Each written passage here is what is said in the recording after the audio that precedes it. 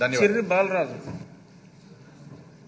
అధ్యక్ష, ఈరోజు పోలవరం నిర్వాసితుల సమస్య గురించి అధ్యక్ష, ముందుగా పోలవరం నిర్వాసితుల తరపున పవన్ కళ్యాణ్ గారికి, చంద్రబాబు నాయుడు గారికి, లోకేష్ గారికి, అలాగే నిమ్మల రామానాయుడు గారికి ప్రత్యేక ధన్యవాదాలు తెలియజేస్తున్నాం అధ్యక్ష.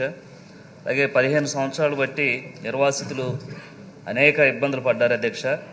మనం ఎన్డీఏ కూటమి వచ్చిన వెనువెంటనే నిర్వాసితులకి 100 కోట్ల రూపాయలు మనం వారికి ప్యాకేజీ రూపంలో ఇవ్వడం జరిగింది అధ్యక్ష. ఇది ఒక చరిత్ర అధ్యక్ష. అలాగే ఇంకా అనేకమైన సమస్యలు ఈరోజు పోలవరం నిర్వాసితుల్లో ఉన్నాయి అధ్యక్ష.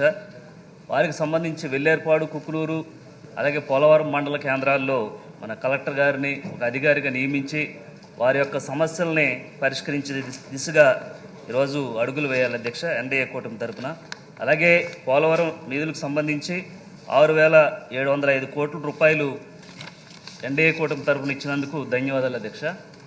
అలాగే 2019 నుంచి 2024 సంవత్సరం వరకు గిరిజన నిర్వాసితులకు సంబంధించి ఆ భూముల అధ్యక్ష 3,900 ఎకరాలు అప్పుడే వైసీపీ అధికారులు అందరూ కూడా ఆ భూముల్ని 10,000 రూపాయలు కౌలుకు తీసుకొని ఇతరులకి 50,000 నుంచి 70,000 రూపాయలు కౌలుకిచ్చి అక్కడ ఉన్నటువంటి గిరిజనులు మోసం చేసేటువంటి పరిస్థితి అధ్యక్ష. వెంటనే ఏదైతే అప్పుడున్నటువంటి వైసీపీ ఎమ్మెల్యేలు కానీ లేకపోతే అక్కడ ఉన్నటువంటి ప్రజాప్రతినిధులపై తక్షణమే చర్యలు తీసుకొని నిర్వాసితులు మోసం చేసినటువంటి నాయకులకు వెంటనే శిక్ష వేయాలని, అలాగే వారు నిర్వాసితుల దగ్గర నుంచి అక్రమంగా వసూలు చేసినటువంటి డబ్బులను కూడా తిరిగి రాబట్టాలని నేను ఈ సభ ద్వారా తెలియజేస్తున్నాను అధ్యక్ష. ధన్యవాదాలు. వసంత కృష్ణప్రసాద్ గారు.